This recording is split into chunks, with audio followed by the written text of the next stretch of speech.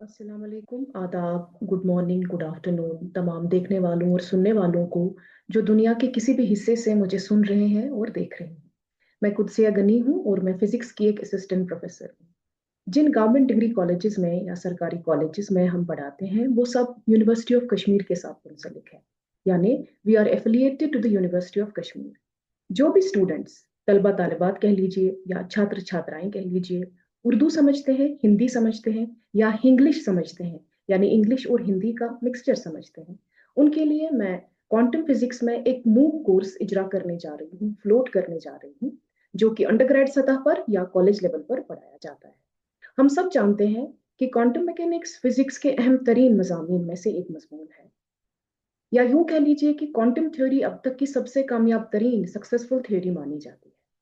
हमारे हाथ में जो मोबाइल फोन है, जो कंप्यूटर वर्ल्ड है, साइबर सिक्योरिटी है, हमारे यहाँ लेजर्स हैं, ट्रांजिस्टर्स हैं, फाइबर ऑप्टिक्स है। इसी तरह मेडिकल वर्ल्ड की कई सारी सहूलियात हैं, जैसे कि एमआरआई, मैग्नेटिक रेजोनेंस इमेजिंग वगैरह, इलेक्ट्रॉन माइक्रोस्कोप।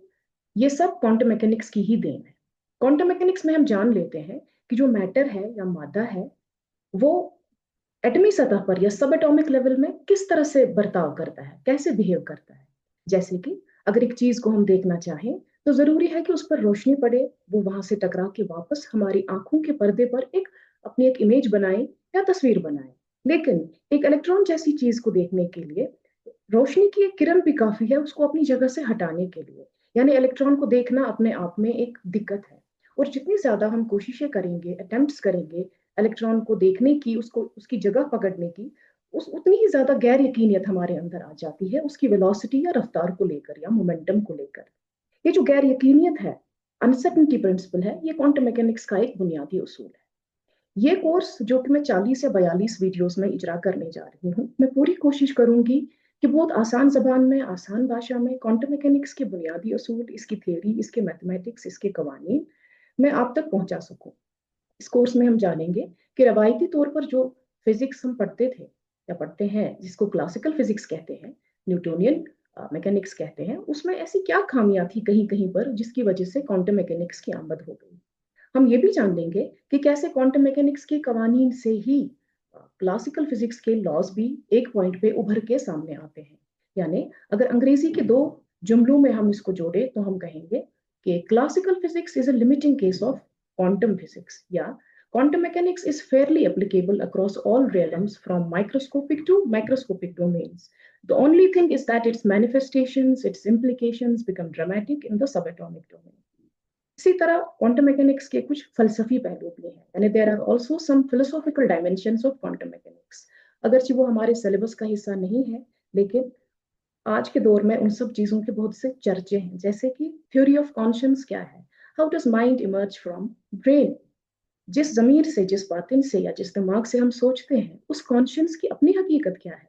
या इसी तरह जब हम मरते हैं, क्या हमारा पूरी तरह से खात्मा होता है या ये सिर्फ एक मुंतकली है, एक ट्रांजिशन है, एक कैफियत से दूसरी कैफियत में या एक दुनिया से दूसरी दुनिया। आप लोगों की दिलचस्पी बढ़ाने के लिए मैंने इस वीडियो के आखिर में एक क्लिप जोड़ दिया है जो एक पुरानी टीवी सीरियल से है, जहां पर बहुत खूबसूरती के साथ क्वांटम मैकेनिक्स को मेटाफिजिक्स के साथ भी जोड़ा गया है। सो देखते रहिए, बने रहिए और जुड़े रहिए। शुक्रिया। फिजिक्स को जाने बगैर मेटाफिजिक्स नहीं पकड़ी जाएगी। इस दौर में फिजिक्स ही मेटाफिजिक्स में ढलती जा रही है और इस क्वांटम थ्योरी में ही सारा राज पोशीदा है। Quantum physics?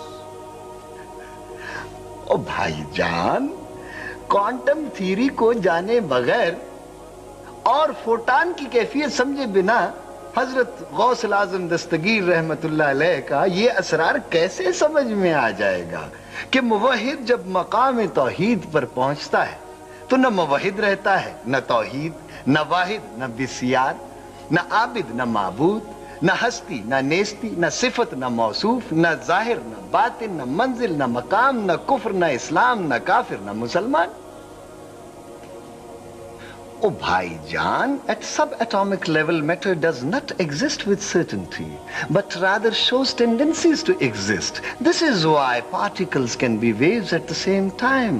Na abid, na mahbub, na sifat, na mausoof, na wahid, na bisyar, na zahir, na batin. खुल गई बात, खुल गई भाईजान। واضح ہو گیا کہ ہم کسی بھی ایٹمی ایونٹ کو یقین کے ساتھ نہیں کہہ سکتے، صرف یہ کہہ سکتے ہیں کہ ایسا ہو سکتا ہے، تو پھر آگے اس کی مرضی، اس کی مرضی۔